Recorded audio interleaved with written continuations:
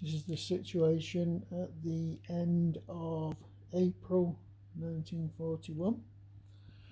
As you can see, the Allies have been steadily retreating through Cyrenia, with the Italian and German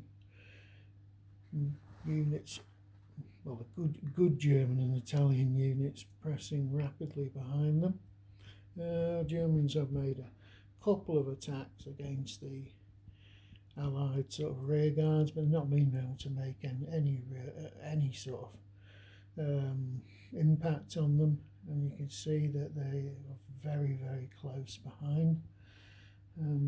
They were going to make an attack here, but Allied bombers managed to disorganise the main attacking stack. Now the Axis have learned from that they need to ensure that they've got sufficient air cover in this area before launching an offensive, because I think the British are pretty much prepared to stand and fight here.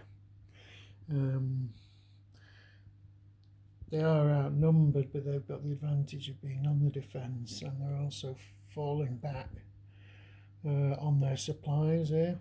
If they defend here rather than going round Tobruk, because I don't really want to lose Tobruk.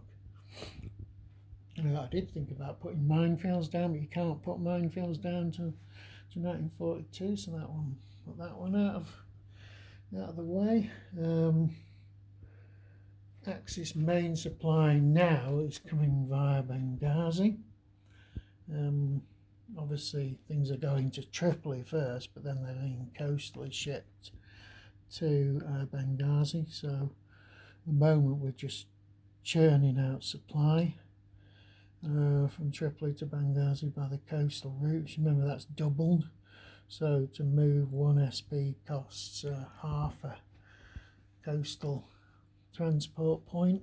At the moment the Axis are getting lots of supplies, and they're getting 4 a day, and they were also flying in units through air transport, but they've moved their air transport to Benghazi this time, so they'll be able to fly stuff out to the frontal depots rather than just flying it into Tripoli.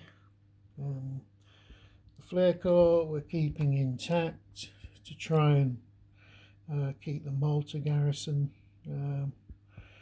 pinned down, because it gives us a +2 on the Malta aero roll if we've got the full flare corps there.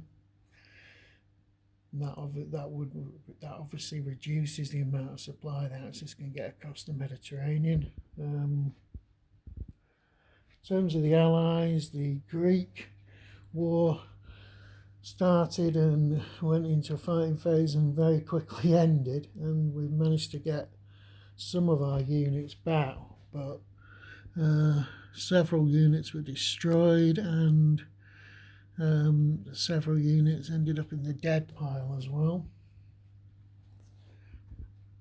2nd New Zealand is back as a fighting unit, and it's also got its truck transport back, because we started throwing for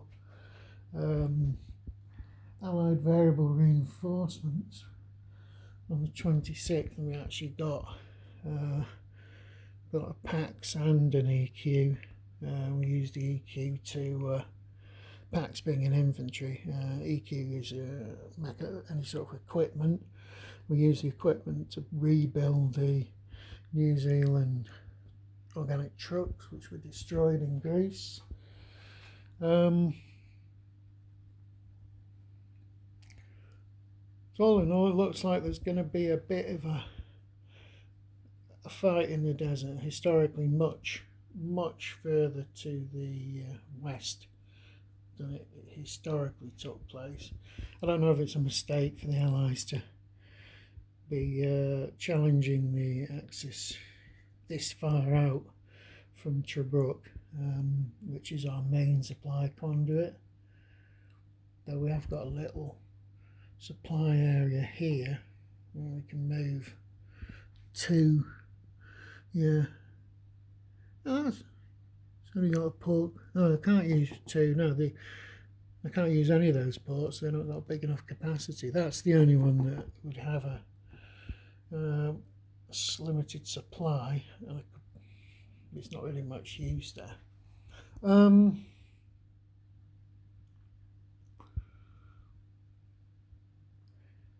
So just generally looking at it,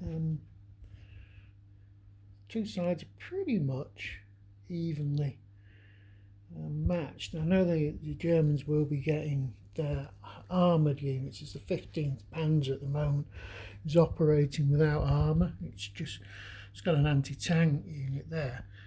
It hasn't got any armour. The 5th Light Division is actually split between its armoured and its infantry elements. It really needs to get back together as a single formation.